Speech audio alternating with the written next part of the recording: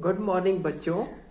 आज हम किसी भी चीज का आधा भाग करना सीखेंगे। आधे का मतलब होता है जब एक भाग किसी दूसरे भाग को पूरे तरीके से ढक लेता है, उसे हम कहते हैं आधा भाग। जैसे मेरे पास ये एक पूरा कागज था, इस पूरे कागज को मुझे दो बराबर भागों में बांटना है, तो मैंने इन दोनों को बीच में से इस तरीके से मोड़ा कि एक भाग दूसरे भाग को पूरे तरीके से ढक रहा है। तो अब ऐसा करने से देखिए मैंने बीच में एक लाइन डाली है, इससे ये कागज दो बराबर भागों में बट गया है। एक भाग इधर आधा भाग कहलाएगा और ये भी आधा भाग कहलाएगा।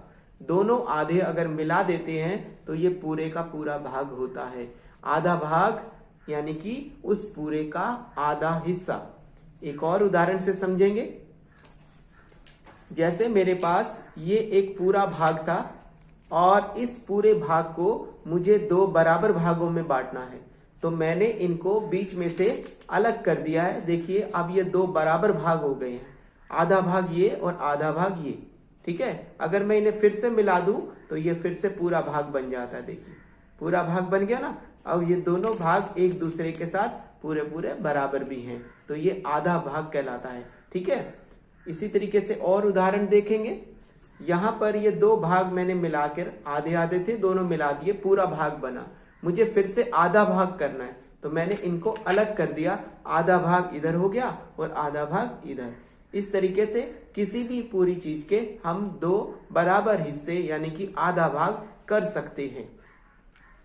अब ये हमारे पास एक वृत्ताकार आकृति है।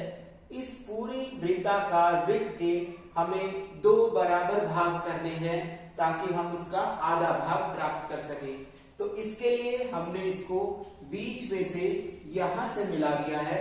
अब अगर हम इन दोनों भागों को देखें तो दोनों भाग एक दूसरे के बराबर भाग हैं। ये भाग भी और ये भाग दोनों आधे भाग कहलाएंगे। अगर मैं इसमें शेड कर देता हूं तो अब मैं क्लियर दिखा सकता हूं कि मैंने जिसमें ये रंग भरा शेड किया है वो आधा भाग है। इसीलिए मैं इसके लिए लिखूंगा 1/2। क्यों लिखा मैंने 1/2? क्योंकि यहां पर कुल भाग जो थे वो थे 2। ठीक है, और मुझे उस 2 का आधा चाहिए। किसी भी चीज के लिए आधा जो होता है वो उस पूरी चीज का भाग 2 होता है। तो पूरी चीज 1 थी, इसीलिए 1 के नीचे हमने 2 भाग किए तो हमने 2 लगा दिया, इसीलिए इसको कहते हैं आधा भाग। इसी तरीके से इसके अंदर अगर हम देखें तो यहां पर भी हम इसी तरीके से यहां शेड कर देते हैं, तो इतने हिस्से को हम कह सकते हैं आधा भाग। तो ये भाग आधा है, ये भी भाग आधा है। ठीक है, किसी भी एक भाग को हम कह सकते हैं आधा भाग। इसी प्रकार इस आयताकार आकृति के अंदर भी अगर हम चाहें तो इसको आधा कर सकते हैं और इसे लिख सकते हैं आधा। ठीक है, और इसी तरीके से अगली वाली आकृति को अगर हम ध्यान से देखें, त्रिभुज बनी है, उस त्रिभुज को भी अगर हमें आधा करना है तो हमने बीच में से इस तरीके से मिलाया कि एक भाग दूसरे के पूरे पूरे बराबर हो जाए।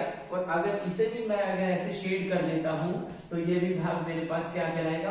आधा भाग। तो इस तरीके से किसी भी आकृति का हम पूरे भाग का आधा हिस्सा कर सकते हैं, जिसे हम कहते हैं आधा भाग।